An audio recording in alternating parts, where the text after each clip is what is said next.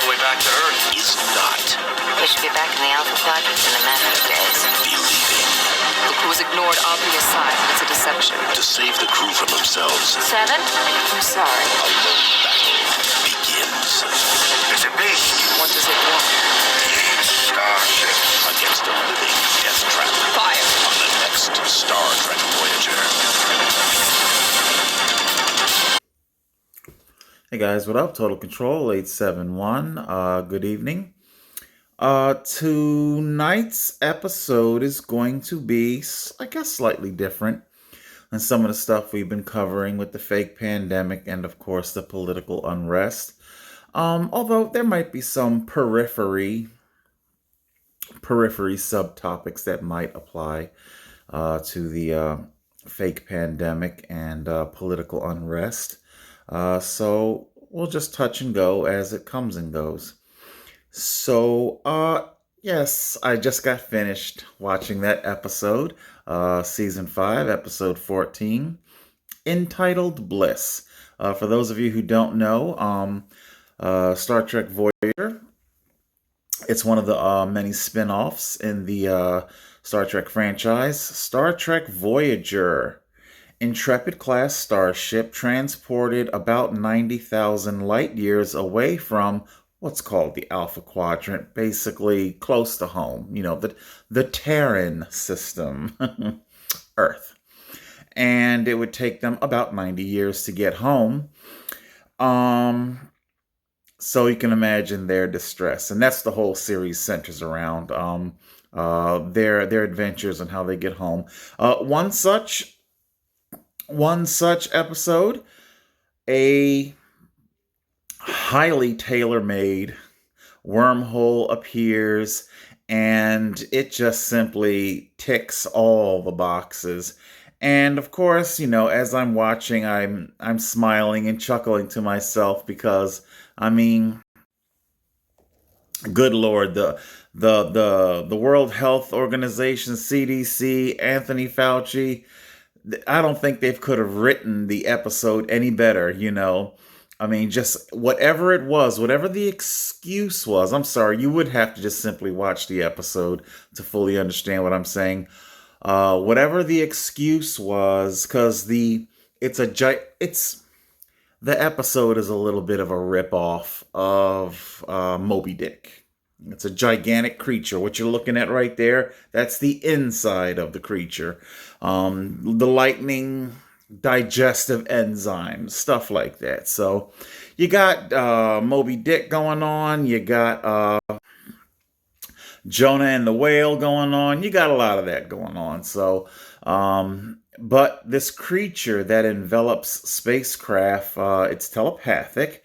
And, light years away, it sends out and it reads your mind, and it's how it lures. And they even reference certain plants, Venus flytrap, pitcher plants, how they lure to get insects to come in to eat them. And basically that's what's going on in the episode. Now that you know that and that little backstory,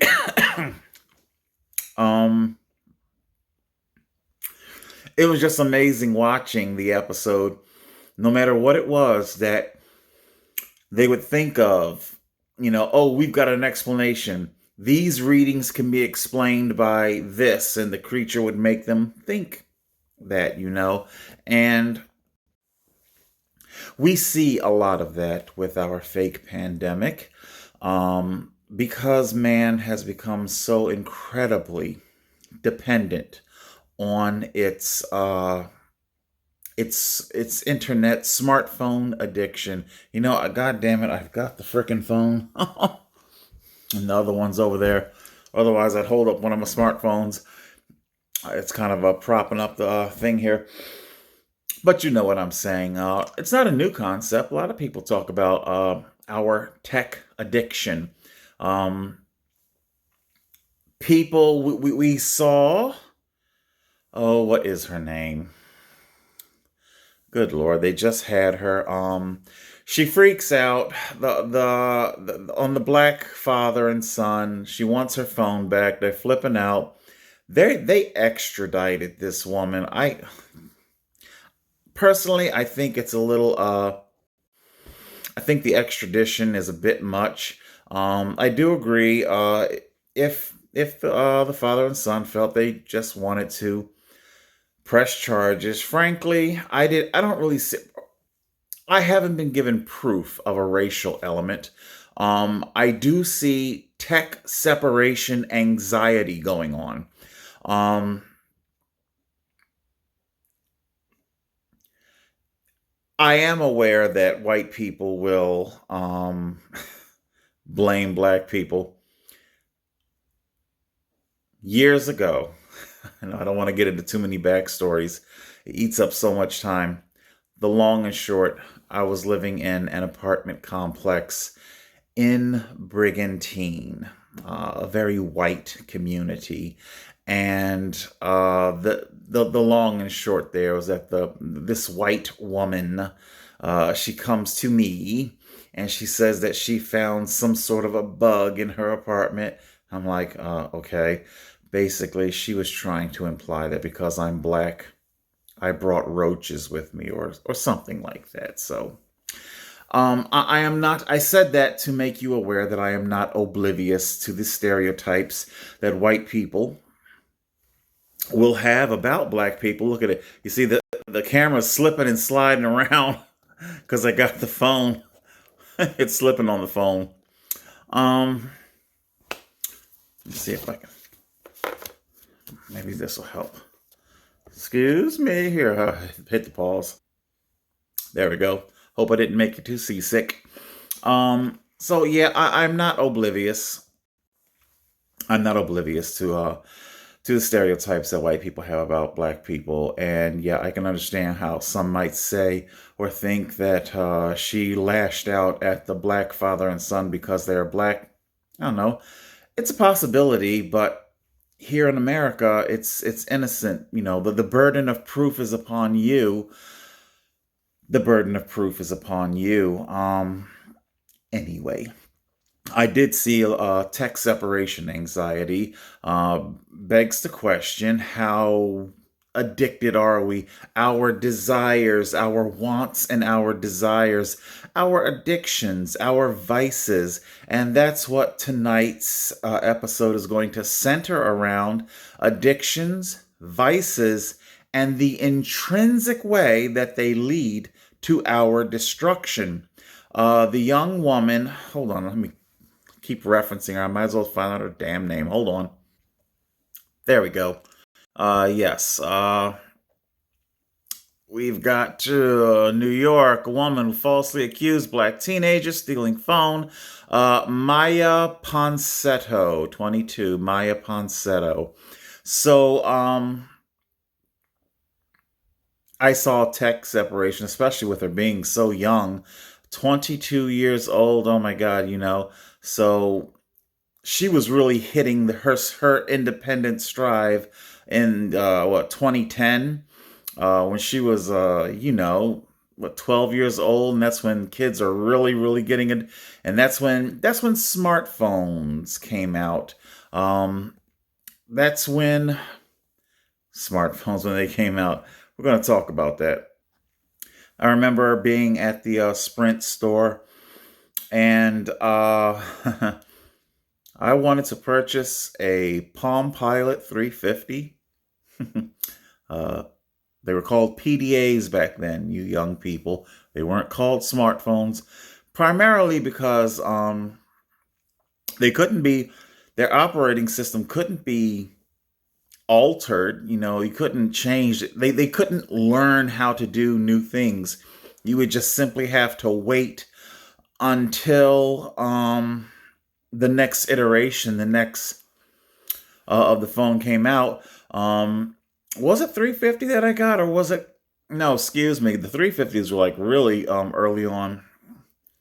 I think I got the 650 because I remember my wanting to get the 850, and I never did get it. Story behind it. And of course, what's so strangely here is that the whole inception of the smartphone was that theoretically it alleviated your need to have to buy a phone quite so often.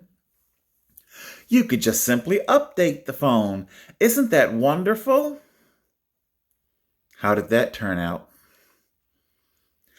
You ended up having to buy a new phone anyway. Why? Because now that your phone is so goddamn smart and can be infiltrated and by both the manufacturer and third parties. The advent of the app, applications. Oh, how I do remember back in 2010, all the morning news shows were all talking about what latest application was rolling out. And of course, they're all free. You can just have whatever application you wanted.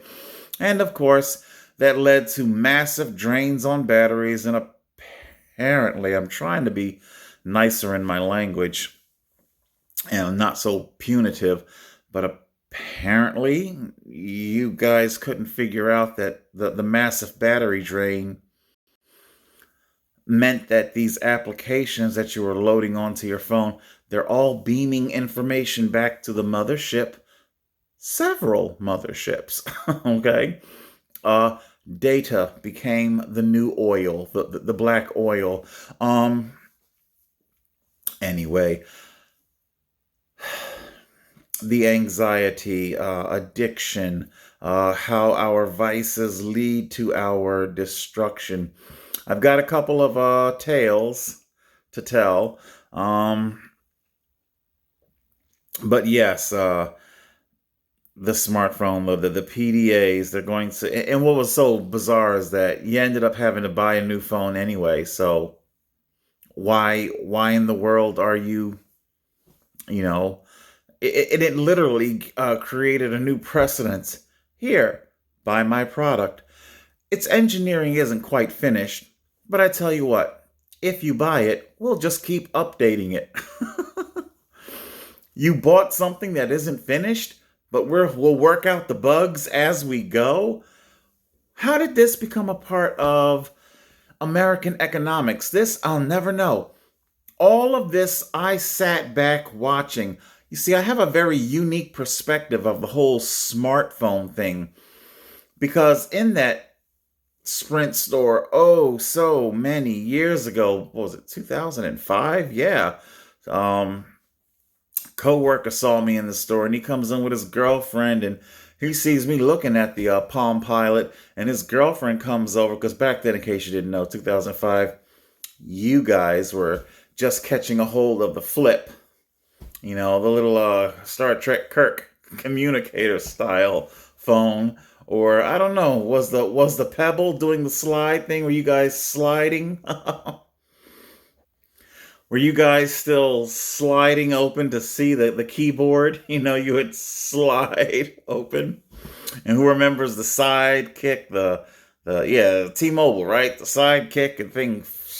Anyway, and I think the two-way pagers making their last gasp, a paging system, Oh my God! I mean, does anybody have a pager anymore? I don't even know. But anyway, and I distinctly remember my buddy's girlfriend saying to him, because my buddy was looking at the phone that it was in my hand that I was checking out and browsing, and he was like, "Oh, whoa, man! You always pick the most hypest phones." And he looks at it. The girlfriend looks at it. She sees the price tag back then. I don't think they did credits or things, but it was like almost $400, and she was like, "Baby, this is a phone for a businessman." So no, he did not purchase it. Of course I bought it. I always get the best. What can I say? I have a penchant for quality. I like quality in life. I like quality of life. Why do you think I rail so hard against the fake pandemic? Anyway, that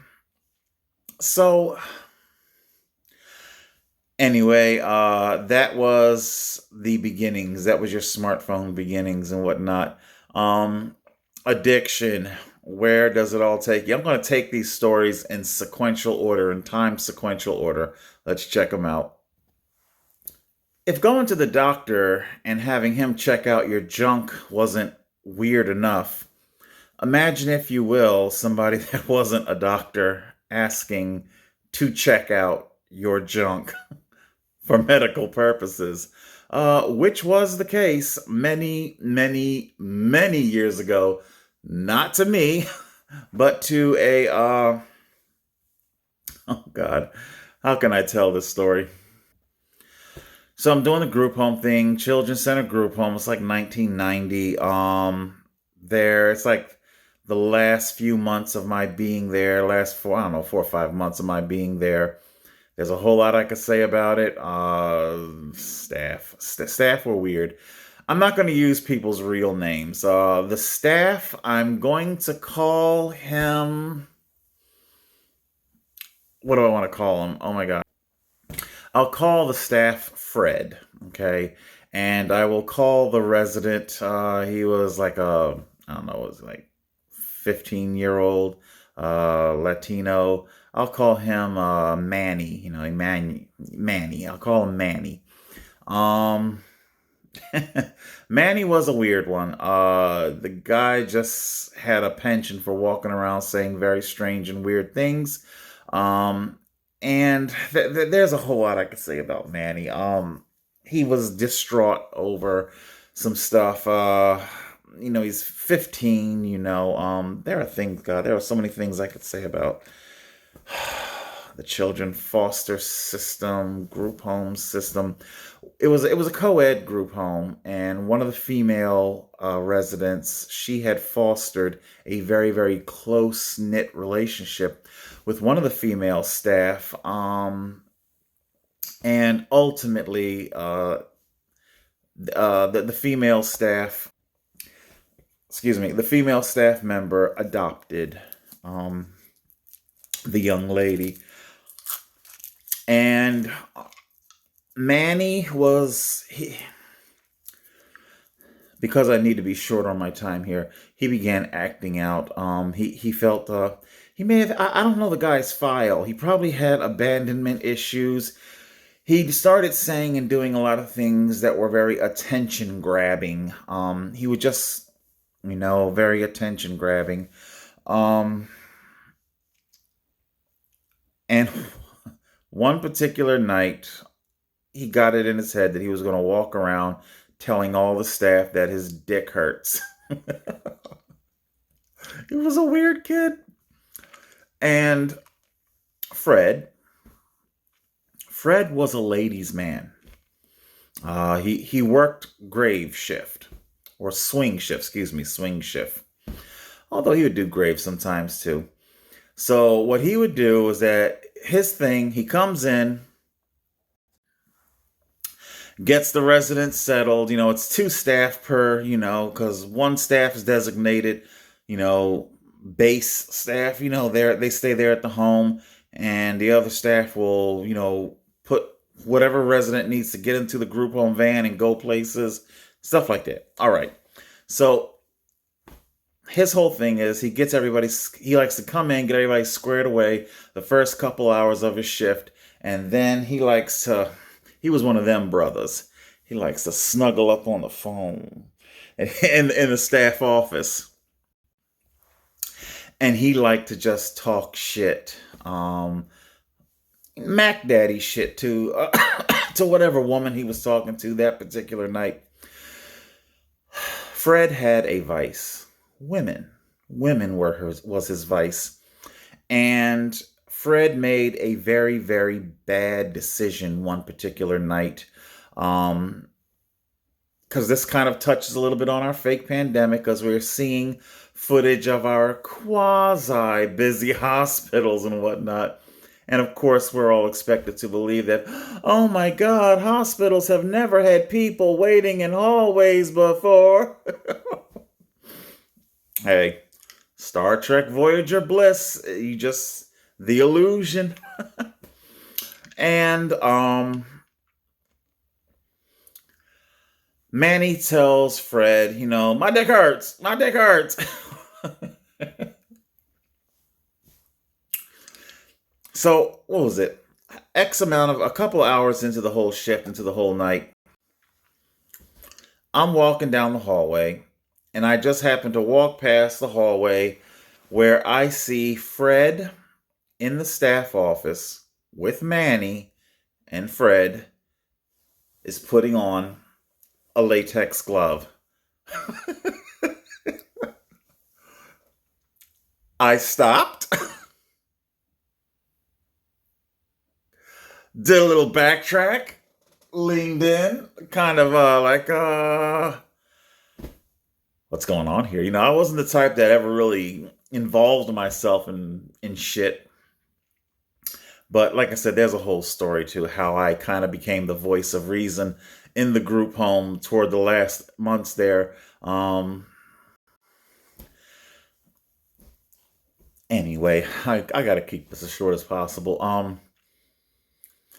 And Fred just kind of looks at me with kind of like a child's look on his face, like, well, he was talking about his dick hurts, and I was just gonna do an exam. Excuse me. I was just gonna do an examination. I say, Fred, are you a doctor, Fred? Fred, have you thought about that? Fred, I think you said he was in the army or something and they get crash course medics, but dude, you're not a urologist. You're not a doctor. You're not anything. What are you doing? And it was so interesting that I had to, kind of like a baby bear airlock situation, I do believe I snapped him out of it. No, Fred wasn't a pervert. He wasn't a child molester or anything. Manny had his own bag of issues where he just simply wanted engagement of any kind. There are shrinks that could take you further into that. I cannot. You see, he wanted so desperately to stay there at the group home and to get up on the phone because otherwise it meant putting Manny in the group home van and taking him to the ER hospital for an examination. An examination that wasn't terribly critical. You're not bleeding, nothing's broken. Dude, you're gonna be there all fucking night. This is 1990 Detroit, Michigan. Now, it doesn't even make a difference what the state is, because anybody with half a brain cell knows that back at that time period, you went into the ER and your shit wasn't critical. You're gonna be there for quite a fucking while, okay? Fred knew damn well that he would end up wasting the entire night. All his Mac Daddy time would be wasted on crazy ass Manny talking about his dick hurt. I knew his dick didn't hurt. Fred knows his dick didn't hurt. Manny knows his dick didn't hurt. They all knew their fucking dick doesn't hurt.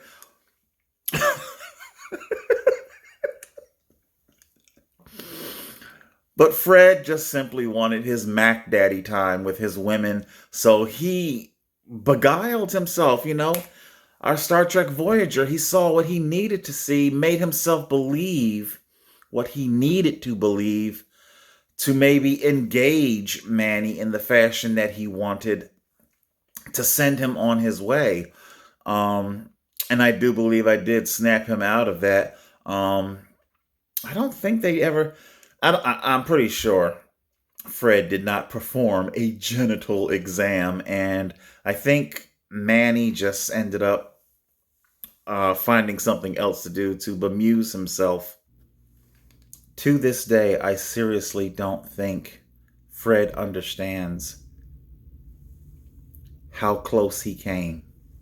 It's why I'm not even using people's real names, because we're in a society now where decades later, people come out of the woodwork to claim all kinds of crazy shit. I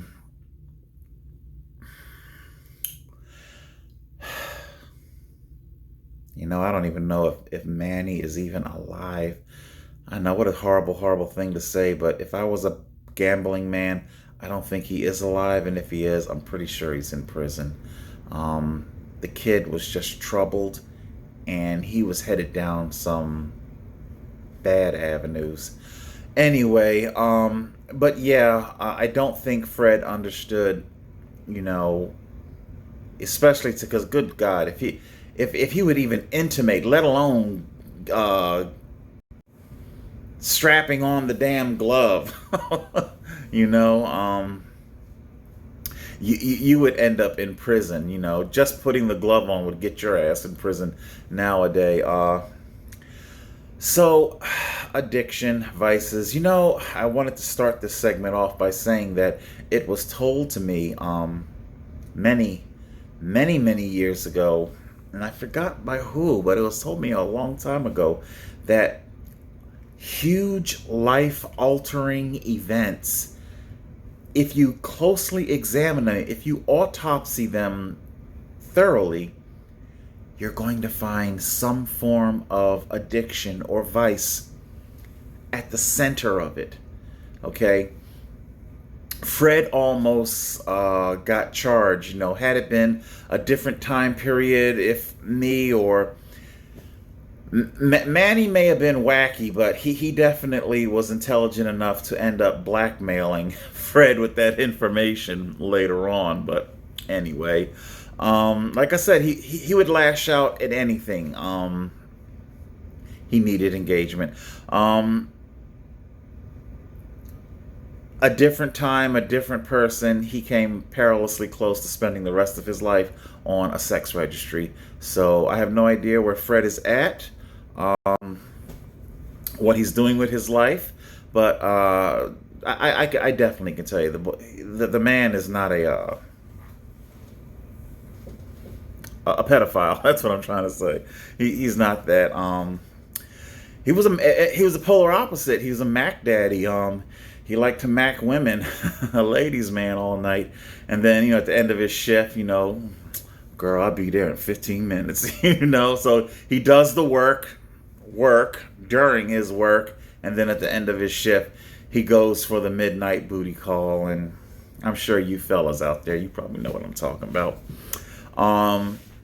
So yeah, addiction and how it can be at the center of a life-altering thing.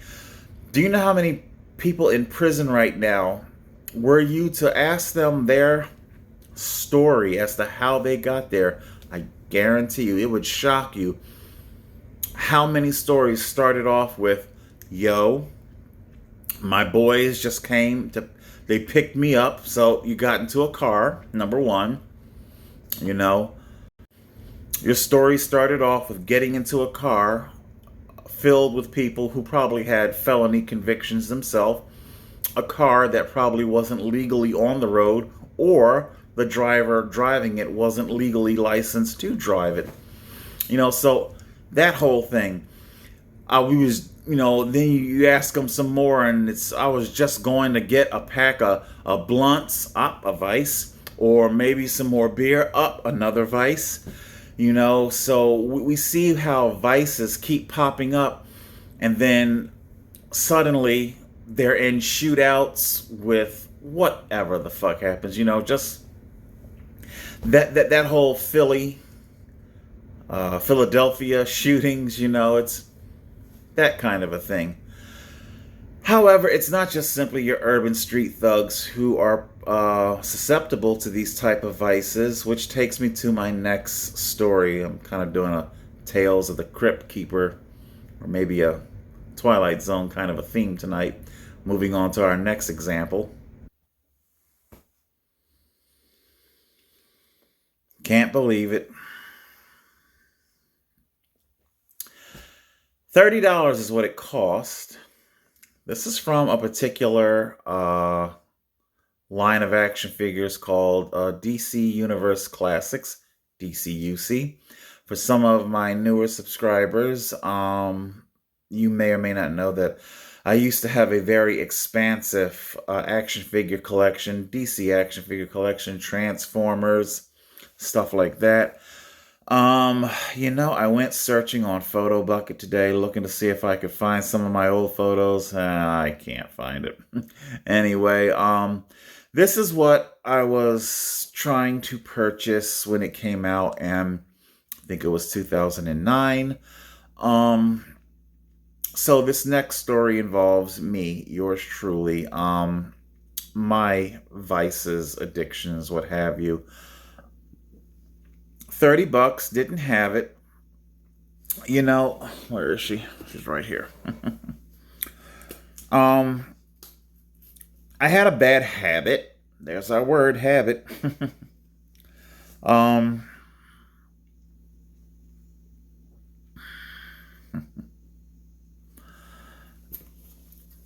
The way I would live my life, finances would kind of be out there on the edge. That's a whole different video topic. The point is that I was in a situation where I would find myself having to borrow money to, I guess if you want to say it, fuel this addiction. The money got paid back. That was never the problem. It got paid back promptly, on time. But the point was that this ended up causing a massive fracture rift between my roommate. There's so much more to the story that I really just can't really get into, because I'm not going to sit here and drag his business out and stuff like that. But he was a man dealing with his own things. It was kind of a by proxy. He enjoyed my collecting, so he got to enjoy the action figures too, kind of, sort of like that. I asked him if I could borrow the $30. He said that he couldn't do it. I never, browbeat people. If you can't do it, you can't do it. But there was more going on there that caused him. He kind of flipped out on me. Things happened.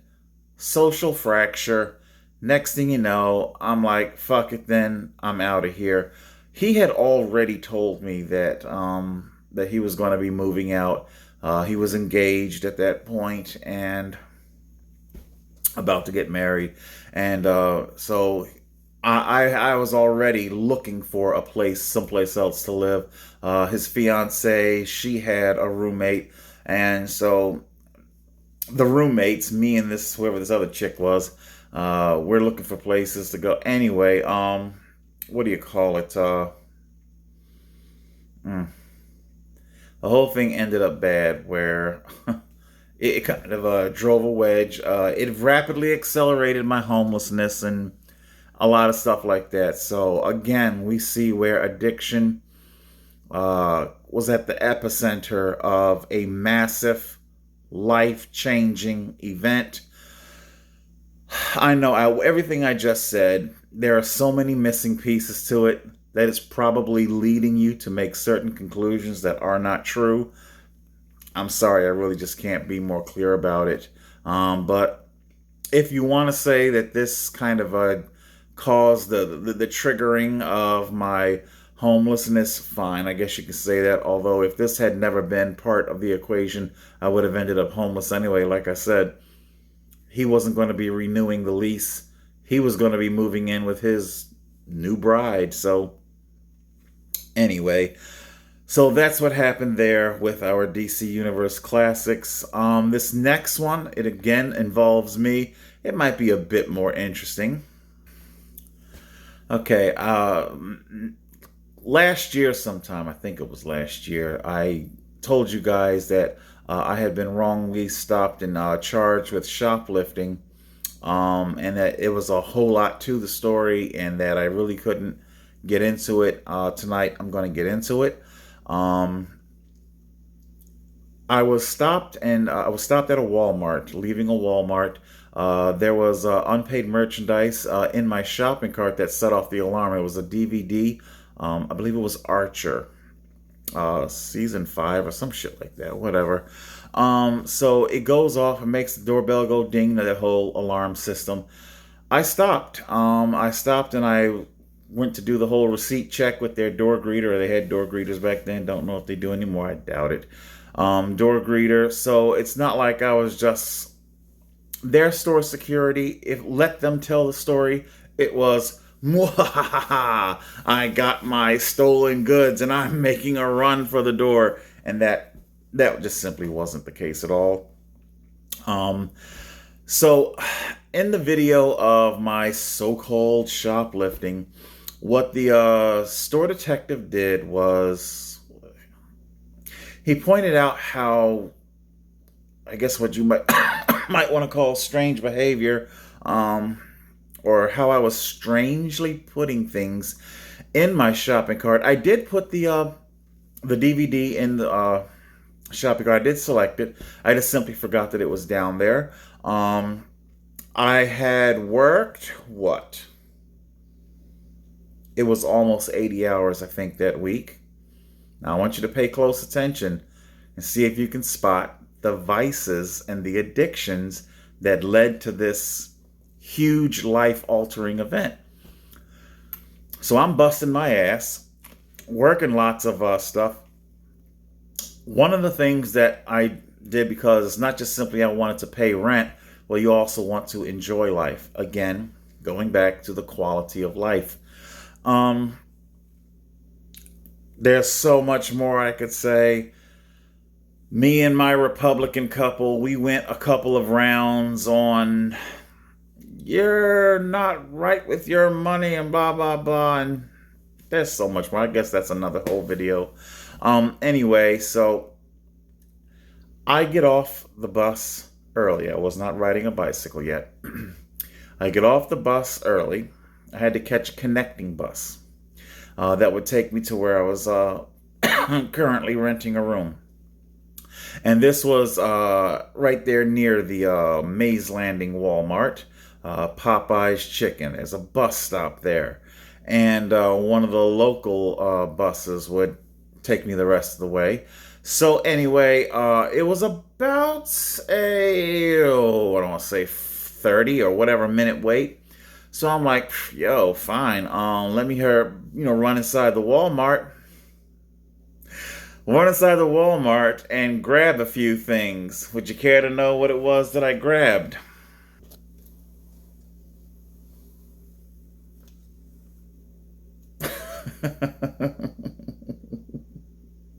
Yes. Yes. And of course, I had to buy not just simply one, but I don't know, I think there was like maybe about 4. I know at least 4. I can at least carry two 2-liters in each hand. At least, yeah, probably about 4 of them. And they're in the shopping cart. And like I said, I didn't have help me say this, bicycle, so there's no panniers, but I did have a backpack. I'd wear a backpack, and I take the backpack off and I put that in the shopping cart, and the backpack had something very particular in it, and a recent purchase. I'll show you what I bought. I'm kind of getting ahead of myself, and not everything is in sequential order here. You're looking at DC Direct. It's the maker of this particular action figure, DC Direct. See if I can move my little thing here. There are many, many, many Superman figures put out by DC Direct and other manufacturers. What makes this particular one so special, so valuable? Like I said, I was into toys, toy collectability. I scour the internet. Knowledge is power. Learning what you see, I'm sorry, there's just too much to say there. Because quite frankly, I could go into a whole thing about China, its economy, raw materials, manufacturing, China, minimum wage. Will they get one? But there's a whole lot I could say because all this stuff, it comes from China, okay? And when China's economy shifts, it ultimately, we feel the ramifications here in America. Ultimately, I keep my eye on the chat forums to learn what's going on in the action figure community, and that can be very, very lucrative. There's a whole Walmart exclusive wave of it was a wave 5 of the DC Universe figures. Dude, it's like each action figure, it's 5 action figures. Each one's like $10. You spend $50. That particular collection, but you had to have all 5, and they had to be mint condition, like you see here. This is what's called MOC, mint on card. Unblemished.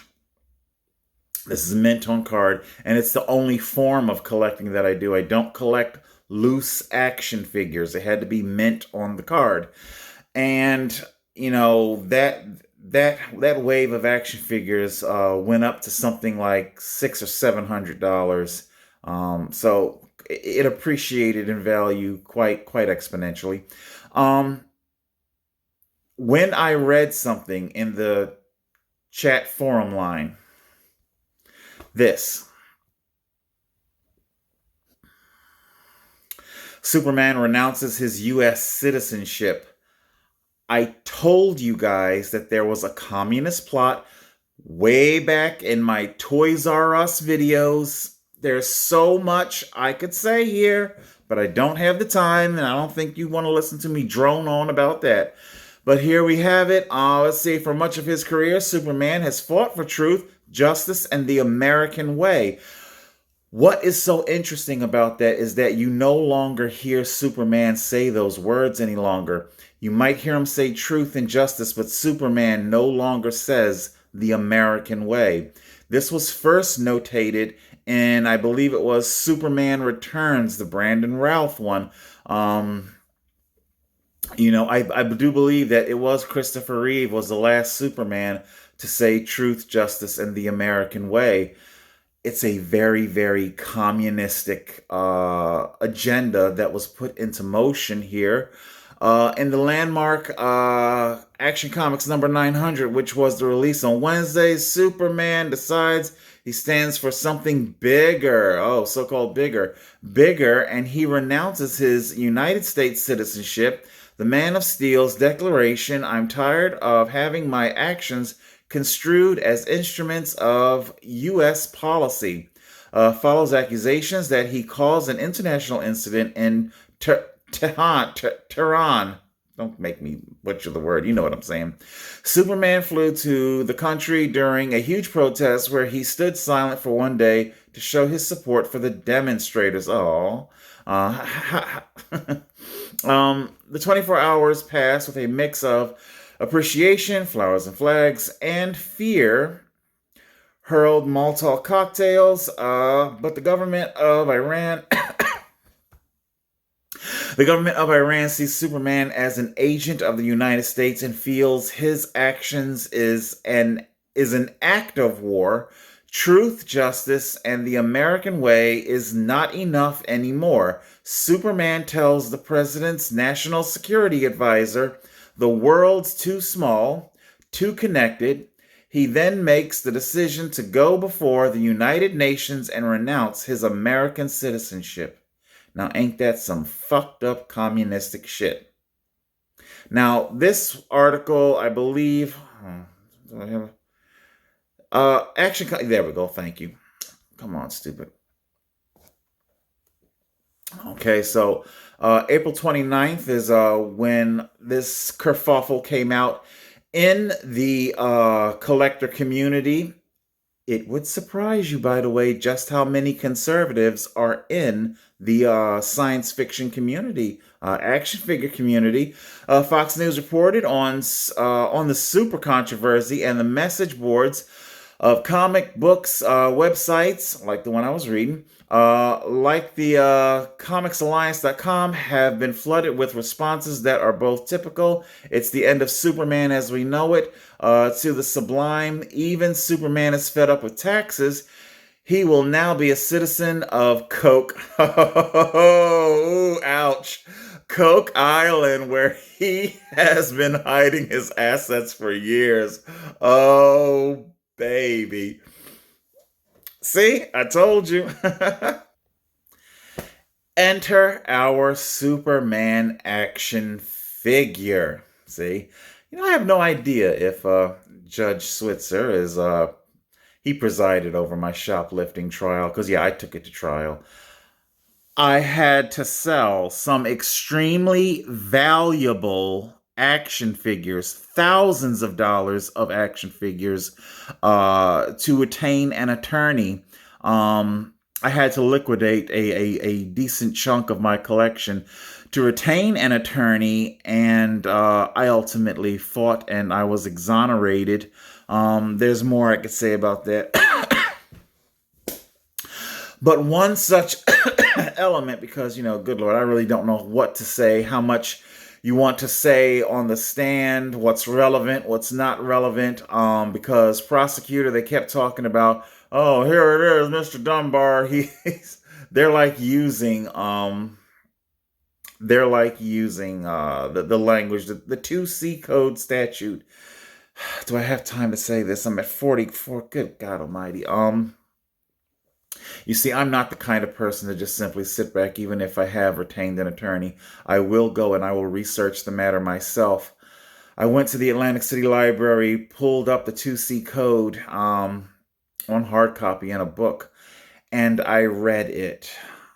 People, I am here to tell you, I started crying.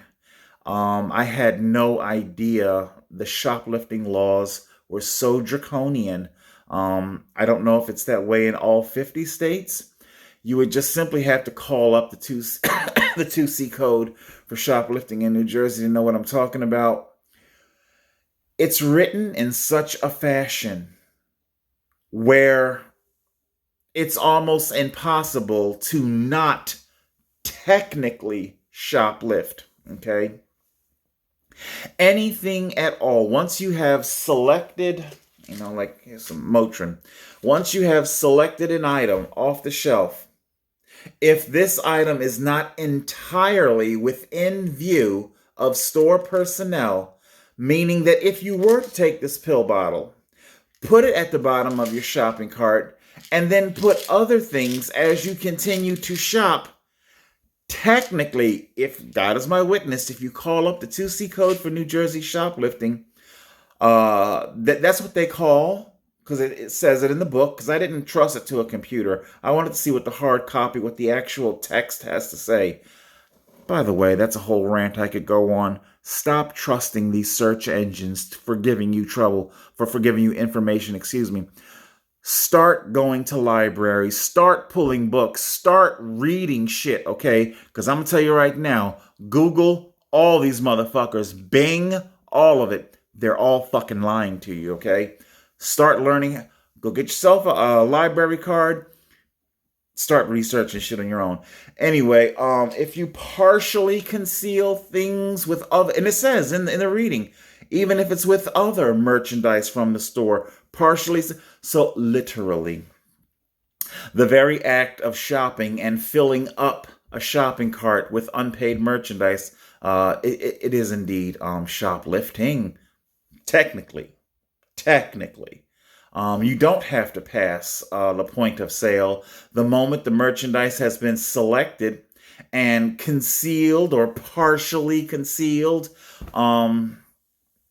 you are now guilty of shoplifting according to the letter of the law.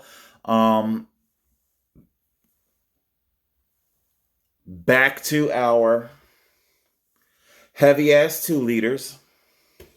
And inside my backpack was this action figure in mint condition, okay? I bought these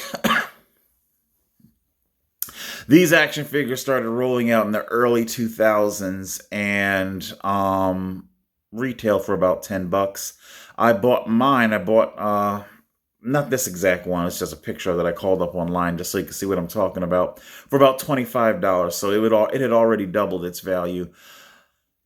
Because of what I read in our Action Comics renouncing U.S. citizenship, this tells me that things that are associated with Superman and America.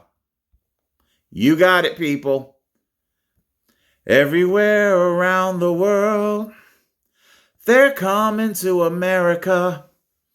That's right. It was the American, because there are tons and tons of Superman action figures out there. Okay, by both DC Direct and other companies. What made this one so special was that it was packaged with the American flag. That's what made it so special. And if you excuse the sentiment, it's what made it so special to me. It's America. I'm not interested in your fucking communist Superman. What happened to America?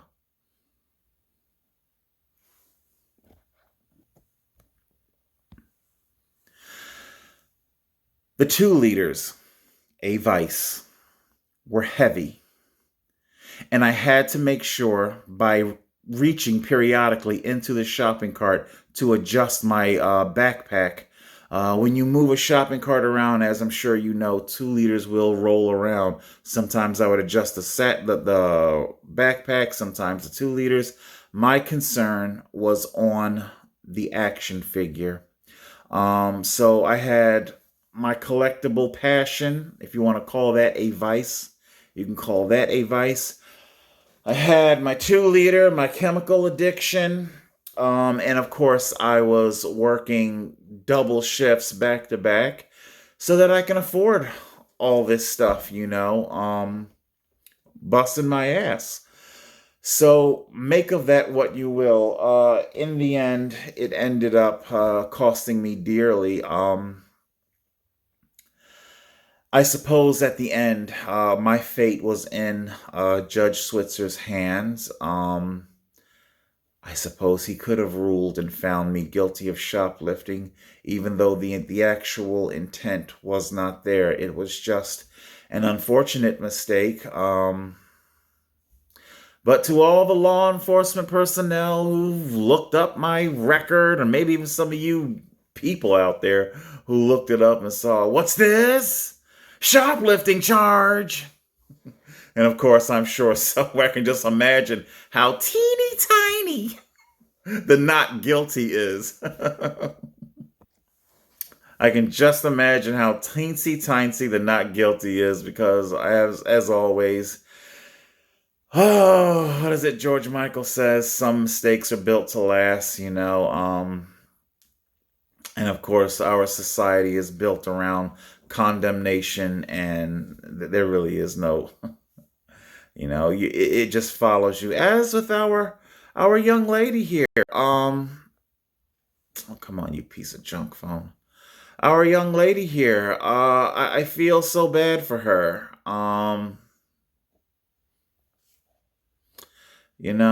I feel bad for her. This will follow her, I assume, for the rest of her life. Will there be any redemption? I don't know. The cancel culture, that's a different topic, because tonight I'm talking about addiction, the vices, and how they can radically alter your life, the trajectory of your life. Seriously, that pack of cigarettes, that it doesn't even necessarily have to be anything particularly illegal. Okay? 6-pack. Oh man, I love a cold 6-pack. Another pack of smokes. Oh man. And next thing you know, when the sun rises, you're in jail, facing some serious charges. So this is This is our society. Like I said, Judge Switzer, I suppose, could have been well within his rights to find me guilty according to the letter of the law. And I spent all that money to do my best to keep my record clean. Like I said, I've always been a hardworking person, and I need to be able to retain employment. One of the things I told Judge Switzer was that, I'm a licensed security officer and I need to be able to work in concert with local police, local police departments, addictions and vices, they don't necessarily have to be your track mark junkie. It doesn't have to be your meth smoking meth head and pot head.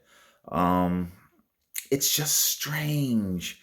Like I said, it was told to me years ago.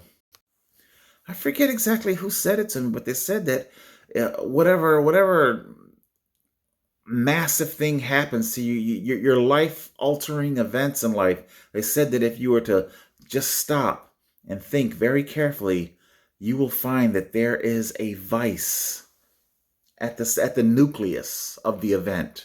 At the tiny nucleus, you will find that there is some sort of a vice attached to it. I always found it interesting, and because I don't bullshit. I'm not a bullshitter. I damn sure don't bullshit myself.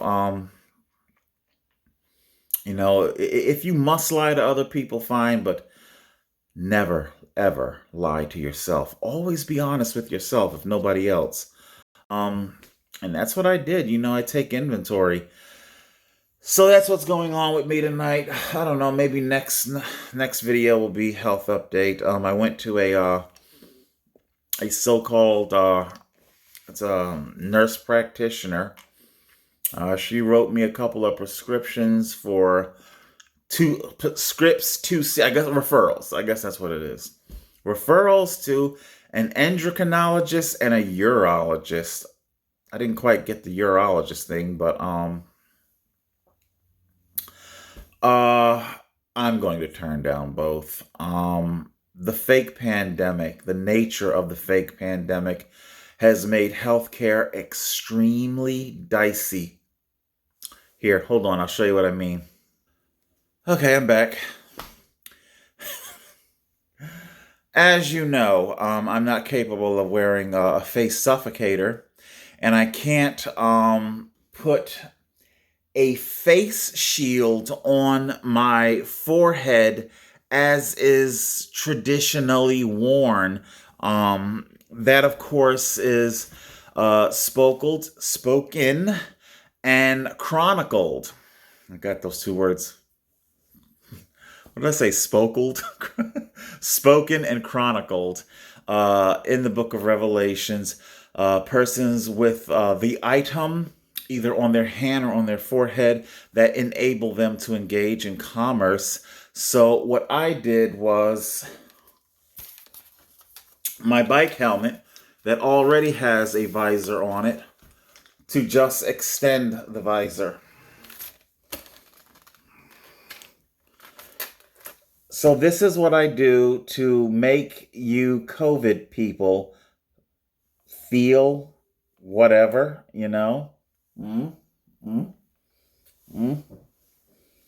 So, and what was so peculiar, when I was at Rothman to see a specialist about my hand, Dr. Tulipani, who was very rough with my hand, and he ended up accelerating the injury. He worsened the injury. He grabbed my thumb and he wrenched it around. I now have, pain in my hand. There's pain in my hand even when I'm not doing things with it. Before, it was pain when I was using the hand. And now after he wrenched my thumb around, there's now pain. Just pain, more pain, of course, like I don't have enough of that in my life. So this is what I am doing for healthcare. Okay. And of course, I have no idea what endocrinologist. I don't know how deeply these doctors and nurses, if their mind has actually been hacked and compromised, or if they're just simply fearful of keeping their practices open. What I'm trying to say here is that the fake pandemic has created so many barriers to getting health care that and given the nature of hormone replacement therapy, I cannot suddenly be faced with a blockade of not being able to see the doctor if I resume hormone replacement therapy. If a script needs to be rewritten or whatever the case may be, and then of course there's going to get the script. Is there a particular pharmacy that's going to turn me away with my augmented bicycle helmet? My bicycle helmet. Well, it was quite the strange thing sitting there in the doctor's office with a bicycle helmet on. Dr. Tulipani, he even asked me, "Why are you wearing that?" Mind you, he said that while wearing a mask on his face. Why are you suffocating yourself, Dr. Tulipani? None of it makes any sense. So, I don't know what barriers would be in front of me were I to resume hormone replacement therapy. And if I cannot access the medication at the pharmacy or access the doctor for additional care, then suddenly I am without my medication. In other words, I'm not going to start something that I can't be sure that I can't continue.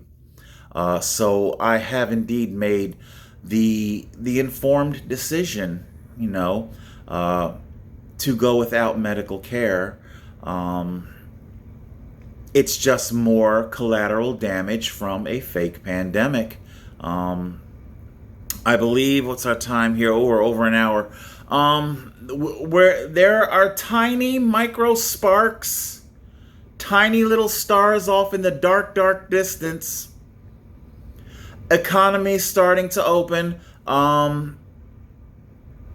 Reports of New York lifting restrictions. I think here in New Jersey, restrictions are being lifted, and Canada. What part of Canada? Damn it, Alberta, Canada, I believe it is. They are lifting their restrictions slowly. I don't want to speak too soon, but I think perhaps the deep state is concluding this portion of the grand experiment. Okay. And honestly, even if they do conclude and reopen the economy, I do see the lockdowns coming back. That's just how bad I've been traumatized. I think a lot of people are traumatized at this point. You're going to have a lot of people hesitant to invest in their business. There's going to be a lot of economic downturn. I believe the stock exchange opened on a downward. I mean, obviously, it doesn't necessarily mean one day going down. The stock market, it's an up and down roller coaster ride. You know that. I'm sure there are going to be up days. When Biden's in office, there'll be up days and down days like every other president, I'm sure. But the overall point is that I do believe that business, period, is going to be rather hesitant in expansion, investment. That is, unless you are big tech, big retail. I'm sure they'll be looking to expand. But the mom and pop shop, at a moment's notice, they can whip up a fresh batch of fake PCR positives and just crush you.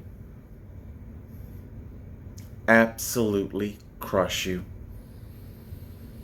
And in the doing, I could end up without medical care. So, I'm not going to start something that I can't be sure I can continue. So that's just another casualty of the fake pandemic. So I'm afraid I'll have to forego treatment there. I'm going to see what I can do to get through to the nurse practitioner was saying, the nose, throat doctor. We're going to see what we can do about this windpipe of mine, this coughing and whatnot. So we're going to see what happens there. But all right, that's it. Okay, poor thing. I do believe she was suffering some very, very, some really rough withdrawal symptoms, The young lady was, she was suffering withdrawal symptoms, and I believe she freaked the hell out. And now her life will be ruined because communist cancel culture is in full effect. And what communist Democrats are all about is destroying everybody's life when you don't agree with them. Okay, emphasis on that. Crushing your life when you don't agree on them, just like our social media. There's going to be more. There's always a bunch that I want to talk about. I need to take the conservative party over my knee, and I need to start paddling and spanking them. I'm watching fucking Rebel News, and there they are on the concourse, and they're picking on homeless camps and shit like this. And what's the reason why I'm saying that is because, there's now glimmers of hope of the economy opening up, and the fucking shit hasn't even happened yet, and you're already going back to your fucking right-wing shit, okay? Have you not learned anything from this? I mean, goddamn. What was it? I was watching something on Fox News, too. And it's like, yeah, that's right, because there was a two-parter thing there. Well, they were talking about something. I was like, God damn it, haven't you learned anything from this? But then they went on to talk about the $15 an hour minimum wage. However, I do agree with them on that. See how I'm capable of independent thought? It's not that, ooh, you're watching Fox News, woo, it's hypno mind fucking me. No, I disagree when I don't agree and agree when I do.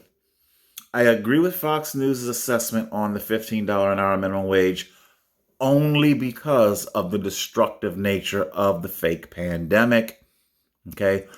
It is completely unconscionable to saddle small business with a $15 an hour minimum wage after you have just ground and pound the motherfucking shit out of them.